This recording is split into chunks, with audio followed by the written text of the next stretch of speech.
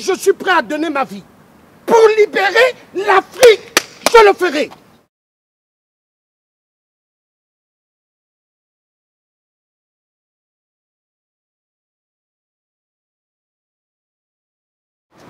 Salutations à vous tous et à vous toutes. La première des culpabilités, c'est l'indifférence. La deuxième des culpabilités, c'est l'insouciance. En ce moment, là, le feu est en train de brûler. Le feu est en train de brûler parce que l'ennemi vient de frapper, il vient de nous donner une gifle. Mais je pense que la dignité et la noblesse de chaque militant, de toute personne qui se prétend lutter pour la libération de notre mère patrie, l'Afrique, et pour la dignité de notre peuple, serait aujourd'hui de répondre face à cette agression et face à cette gifle. Nous sommes dans la continuité de quelque chose, comme vous le savez. C'est quelque chose dont je vous parlais.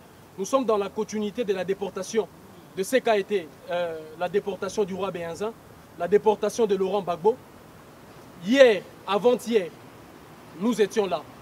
Votre frère, moi Zoulou, est libre simplement parce que vous avez été capable de démobiliser. Démobiliser avec une stratégie qui a fait craindre l'ennemi. Et aujourd'hui, ça serait un échec de ne pas réussir cette mobilisation pour retirer, aller extirper notre camarade Marcus. Nous sommes devant le tribunal de Nanterre. Il a été déjà déféré en catimini, je l'ai dit.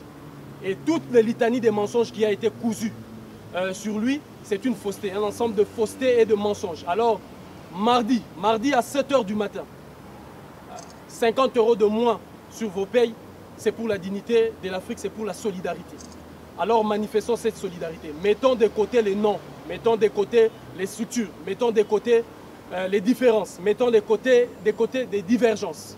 Alors l'unité absolue, parce que ce n'est que ça qui sera notre force pour réussir à pouvoir extirper notre camarade là-bas. Je vous dis qu'il y a une année de plus de prison. Et ça, c'est une condamnation injuste. Une condamnation injuste parce que le même chef d'inculpation qui pesait sur moi, c'est le même chef d'inculpation qui pèse sur lui.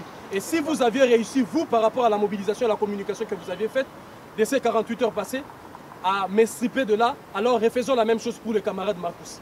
Dans un esprit de solidarité, d'unité, de détermination la plus absolue, je vous demande humblement, mardi, d'être là avec nous à partir de 7 h, parce qu'il faudra démontrer à l'impérialisme judiciaire de la France que cette fois-ci, cette génération n'attendra pas que quelqu'un puisse tomber pour que demain on porte des t-shirts comme on a porté des t-shirts de Thomas Sankara ou de Patrice Lumumba ou de je ne sais qui. Mais cette fois-ci, c'est que nous allons jouer à une politique capable de libérer notre camarade parce qu'il est aujourd'hui victime de cette injustice qui continue de s'abattre sur nous. Unité, dignité, courage.